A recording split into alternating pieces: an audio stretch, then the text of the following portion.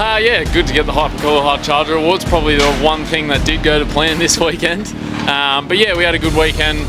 Still managed to grab some good points. Brad did very well, and unfortunately we had 2 punctures this weekend, one in race 2 and one in race 4. So to still come away with 3 second places and just 1 DNF, it's still a good weekend.